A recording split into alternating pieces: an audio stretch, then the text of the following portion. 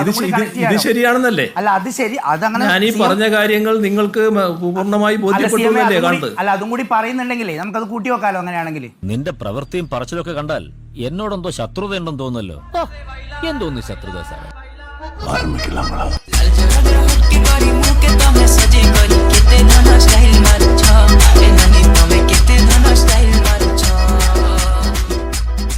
ഈ SDRFന്റെ മാനദണ്ഡം അത് വളരെ ചുരുങ്ങിയ ഒന്നാണ്.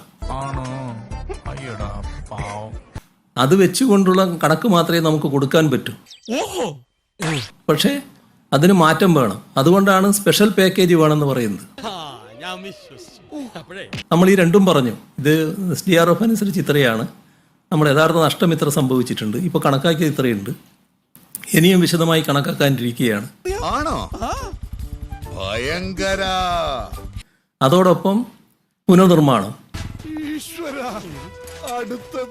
അത് നേരത്തെ പറഞ്ഞു 2000 കോടിയിൽ പരം വരും, അതും പറഞ്ഞു. അതിച്ചിരി കൂടുതലല്ലേ?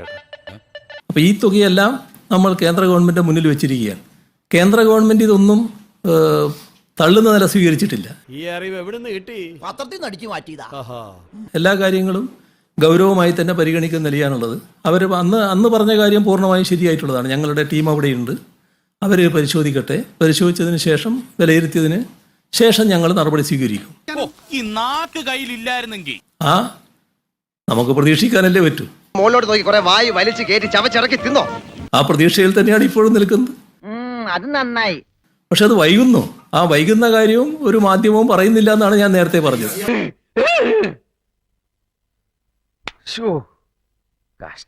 പറഞ്ഞ കാര്യങ്ങൾ നിങ്ങൾക്ക് ബോധ്യായി എന്ന് കാണുന്നതിൽ എനിക്ക് സന്തോഷമുണ്ട്.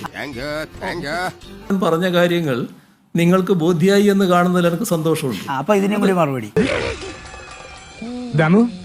എന്ത് പറ്റിയടാ? ഏത് ചാനലാ? ഇപ്പൊ റിപ്പോർട്ടർ ചാനലാണ്. റിപ്പോർട്ടർ.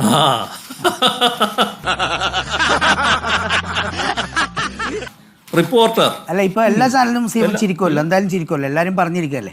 അതെന്തിനാടാ പന്നി ഇപ്പൊ പറഞ്ഞതല്ല, പിന്നീട് വരെ അവസരം കിട്ടിയില്ലെങ്കിൽ അതുകൊണ്ട് കുഴപ്പമില്ല. ഇനി രാവിലെ എണീറ്റ് പോയാ പോരെ? രാവിലെ ഉച്ചയ്ക്ക് എപ്പോ ക്ഷീണം എന്തിനാണ്?